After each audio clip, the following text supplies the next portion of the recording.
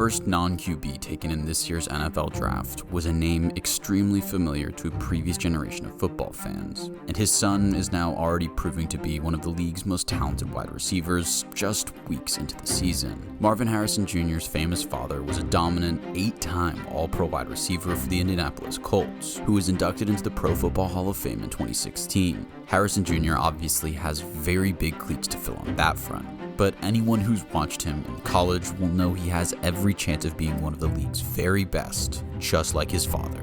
Now having been drafted by the Arizona Cardinals, the sky's the limit for this former Buckeye, who looks primed to be the league's next All-Pro superstar. This is the story of his crazy rise to the NFL, and exactly why what comes next might just surpass his father's achievements. Marvin Harrison Jr. was born in Philadelphia on August 11, 2002, whilst his father was tearing up the NFL as Peyton Manning's favorite target in Indianapolis. With his father as an influence, it was unsurprising that he was passionate about football from a young age, whilst also playing basketball. In high school, Harrison was instantly a superstar, attending St. Joseph's Preparatory School, a private school in Philly with a strong football tradition. The school's alumni include former NFL MVP Rich Gannon and two-time NFL Coach of the Year Kevin Stefanski, currently of the Cleveland Browns. St. Joseph's has been a football powerhouse in recent years, and during Harrison's 3 seasons there, they were state champions every year. Harrison was the star man on offense, setting league records with 37 touchdowns and 2,625 receiving yards across his 3 seasons, and of course, catching the eye of college scouts along the way. This led to him being considered a 4-star recruit going into the 2020 college season, and as the nation's 14th best wide receiver, which he would soon prove was far too low. Harrison Jr. had the pick of many of the country's very top schools, including Syracuse, where his father played football in the early 90s. But he chose to take his talents to Columbus, Ohio, and suit up for Ohio State, one of the Big Ten's biggest and best football programs. One of the reasons cited for this decision was the opportunity to keep playing with his high school quarterback Kyle McCord. However, Harrison Jr. did not get his chance on the field immediately. In a year in which the Buckeyes went 11-2 and finished the season ranked number 6 in the nation, Harrison had limited involvement. This is understandable as a freshman who shared a wide receiver room with Garrett Wilson, Chris Olave, and Jackson Smith-Njigba, 3 men who are all lighting up pro football now, having been first-round draft picks themselves. As a result, he watched much of the 2021 regular season on the sidelines as Ohio State went toe-to-toe with many of the nation's top programs, finally falling short to Michigan and missing out on the college football playoffs. However, with nothing to play for, and with Wilson and Olave declaring for the next year's draft, the 2021 season's Rose Bowl gave Harrison his first start in the Buckeyes uniform, and he absolutely grabbed it with both hands in a phenomenal offensive team performance. Quarterback C.J. Stroud threw 3 touchdowns each to Smith-Njigba and Harrison Jr., racking up 573 passing yards as the Buckeyes beat Utah 48-45 in a thriller, having trailed by 14 points at one stage. This would round off an excellent year for the team and also be a sign of things to come for Stroud and, of course, for Marvin Harrison Jr. The 2022 season started hot for both the Buckeyes and for Harrison himself, as the team won their first 11 games, cementing their place as one of the NCAA's top offenses. Sadly, Smith-Njigba suffered a season-ending injury against Notre Dame in Week 1, heaping a load of extra responsibility onto Marvin in his first full season as a starter. He responded in fine fashion, posting 184 yards and 3 touchdowns just 1 week later, in his first full game without JSN. From that moment onwards, the country was put on notice, watching one of college football's most electrifying receiving prospects break out right in front of their eyes. Harrison would be an absolutely vital part of the team's success, consistently putting up 100-yard showings and being the constant 60-minute threat that every team wants on their roster. Playing alongside another one of the country's best prospects in C.J. Stroud definitely helped matters, as the team made it all the way to the college football playoff semifinal against Georgia, with their only blip being yet another agonizing loss to Michigan. In that game in Atlanta, the country was treated to an absolute thriller, watching 2 of the very best teams in the land go at it in front of over 22 million TV viewers. Harrison demonstrated his quality in that one with 106 yards and 2 receiving touchdowns before leaving the game with a concussion in the third quarter, with the Buckeyes leading 35-24. Would the game have gone differently had Harrison not left the field? We'll never know. But Georgia put together a thrilling comeback, going up 42-41 in the final minute, with Stetson Bennett finding Adonai Mitchell in the end zone. On the final drive, Ohio State kicker Noah Ruggles missed from 50 yards, ending a pulsating game with the Buckeyes on the losing side. After that one, Stroud entered the NFL draft, leaving some to wonder if the All-American Harrison would still be as good without his superstar quarterback feeding him the ball. Turns out he was.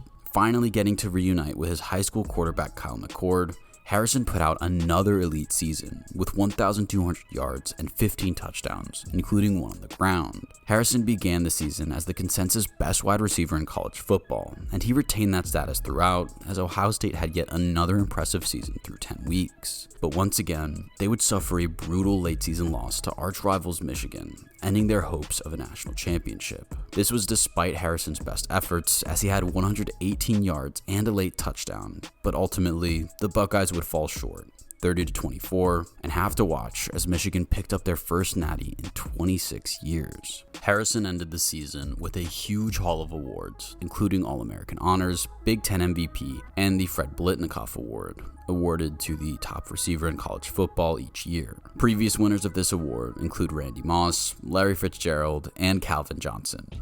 Elite company indeed. Rather than returning to college football for a fourth season, Harrison Jr. entered the 2024 draft as one of the most exciting prospects in years. And after the top 3 picks were used on quarterbacks, it was the Arizona Cardinals' turn to pick up the phone and bring the Buckeye receiver into the NFL, becoming the first receiver to go in the top 4 picks since Amari Cooper in 2015. Harrison is seemingly one of those rare, can't-miss prospects, with a well-rounded skill set that saw near enough unanimous praise from scouts and analysts prior to this season's draft in Detroit.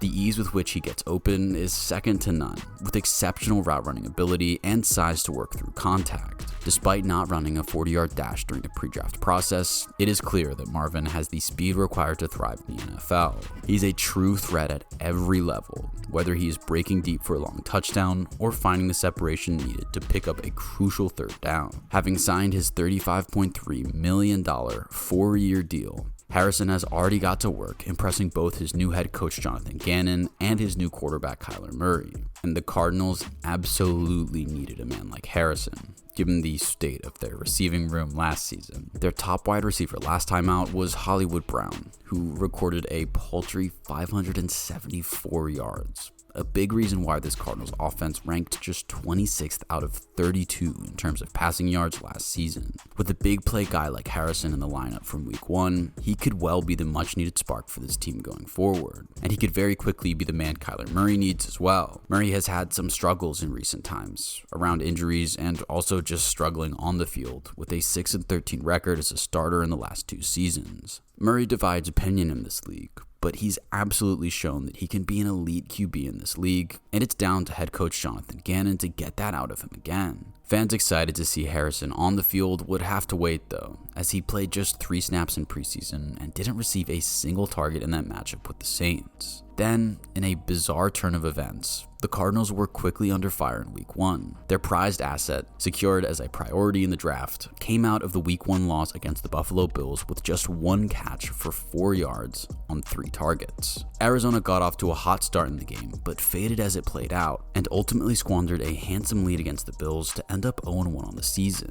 In the post-game press conference, Kyler Murray claimed that the Bills weren't exactly doing anything to take the rookie receiver away, and that it wasn't his job to get him the ball.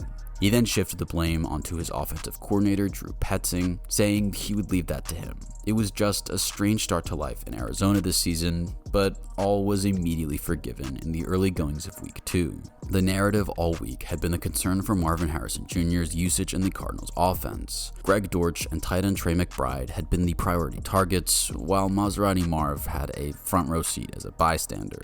Then, just 4 minutes into their game against the Rams, Kyler threw a beautiful ball up the seam towards the back of the end zone, with Marvin Harrison Jr. winning to the inside and showing elite body control to not only catch the football, but keep both feet in bounds between tight coverage. His first touchdown as a Cardinal, and it didn't take long for him to pick up his second either. You talk about big playability.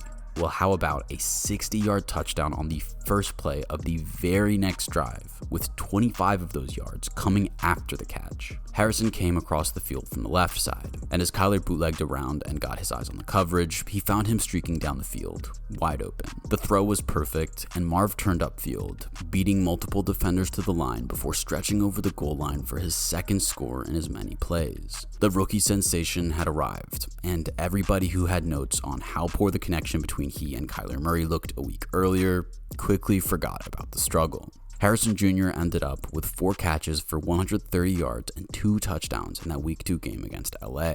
And now it seems the lid has been lifted on what is going to be a monumental NFL career. Week 3 was more of the same, and his presence opens up the game for other receivers in the offense. Against the Lions, a stout and stubborn defense, Michael Wilson and Marv himself posted 64 yards apiece on a combined 13 catches. Greg Dortch had 3 for 35, while Trey McBride posted 25 yards of his own.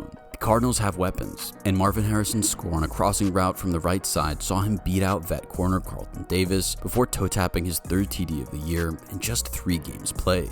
Arizona might not be primed to make the playoff push and challenge the NFC's powerhouses in 2024, but with Marvin Harrison Jr. lining up in the offense, building around him is certainly forcing them in that direction. If Kyler Murray stays healthy and continues to play at the level he is this year without any lingering knee or lower leg injuries, Arizona could set themselves up for a very interesting run over the next few years. One thing is for absolute certain though. Maserati Marv is exactly as advertised. He's everything he was expected to be coming out of college, and he's already dominating NFL corners who've been around the league for several seasons. Arizona got this one right, selecting from a Hall of Fame bloodline with a blue chip prospect out of Ohio State. He'll be an All-Pro, he'll rank in the top 5 in receiving yards, and the heir to the legendary Larry Fitzgerald's throne appears to be wearing the Cardinals number 18.